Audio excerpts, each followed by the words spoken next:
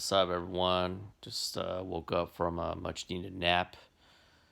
Never neglect power naps. 20 to 25 minutes get you that little recharge. Anyway, today's video I wanted to talk about journaling and how it can help you with a lot of mental stuff that you're going through, whether it's stress management, uh, stress related, and a lot of other things.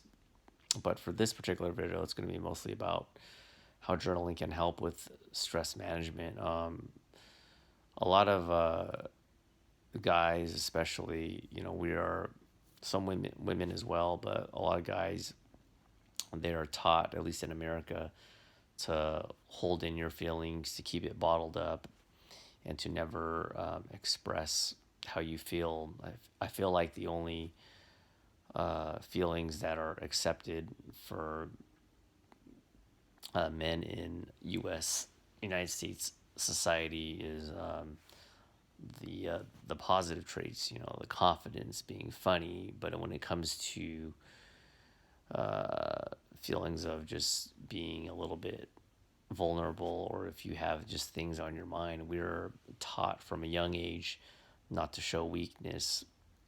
And I'm not saying just go ahead and be a wuss, because when they say man up, sometimes you just have to, and I've used that phrase before. You got to just buckle down and get the job done and shut up and just do it. Sometimes the Nike motto is just do it. My motto is shut up and just do it. Worry about it later. And that will take you so far. But if you have a lot of just built up stress, whether it's work related or life related in general, relationships gone sour, family problems, the whole 9 yards, you keep that bottled up so much, it's going to cause a lot of stress, and stress is can jeopardize your health. People with increased stress have an increased chance of developing a stroke because your heart rate is higher. You can increase your chances of getting a heart attack, and you can get migraines. I've gotten migraines before. Body aches, tons of body aches. I get some back here when I get stressed out.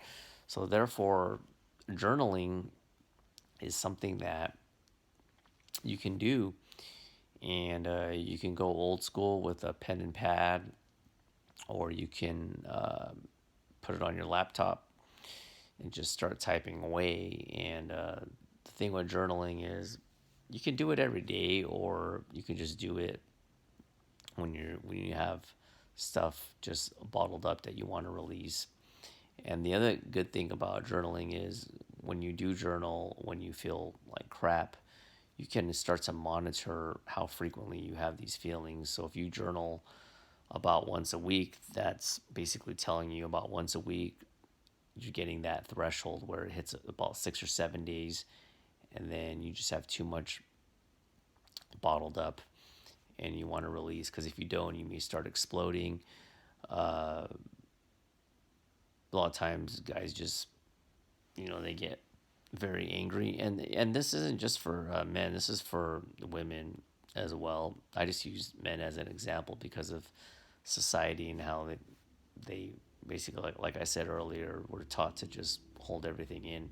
Now if you have someone to talk to and stuff like that, that's completely fine. That will help as well. But sometimes, honestly, like, other people, sure, they're there for you, but you don't want to be talking their ear off all the time. The person might be polite about it, but let's 100% keep it 100, keep it honest. After a while, it's going to go on tone deaf ears, and you may hold some stuff back. And the other thing is, when you journal, things that pop up that you don't even think will pop up from your deep subconscious will be put on paper and pad, or on the computer, on the laptop, and you'd be amazed. So that's pretty much it. Don't feel ashamed about if you need a journal. I journal whenever things are just building up from personal reasons, stress from work, just a lot of other crap, and I do it once a week, once every couple of weeks here and there, but it'll kind of go up and down. And I've noticed that it helps me be a little bit more aware of where I'm at in my life, my mental state, and I could sometimes look back at some of the journal entries and see where I was coming from and go from there. So, last but not least, I think with journals, there could be some challenges. Some people, you may feel like when you journal, and if it's all negative stuff, that you may feel like even like more crap, feel like crap.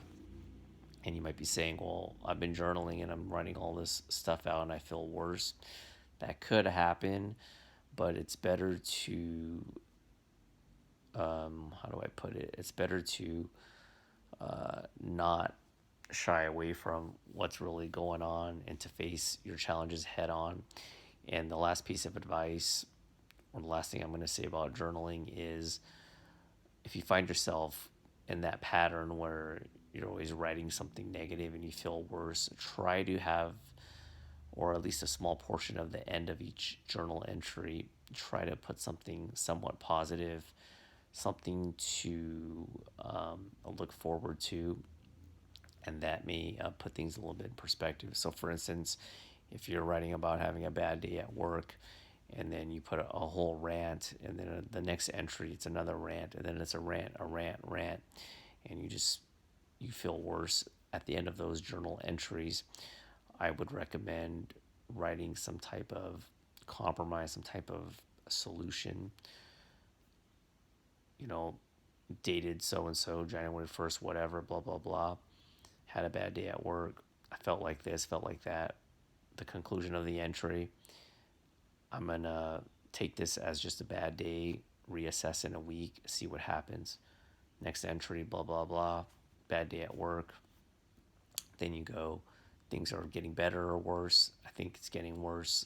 I will be positive and maybe start looking for another job. So you want to create some positive action at the end of some of these entries. Not all of them, but some of them. So hopefully that video was helpful. Men and women, if you feel like you keep things bottled up, and I tend to do that sometimes because you think that you can handle more than you can. Uh, it can get a little dicey at times, so there's nothing wrong with it. You don't have to share it with anyone. Just write it down, and it'll hopefully you'll learn more about yourself. Thanks once again, and I'll catch you in the next one. Bye.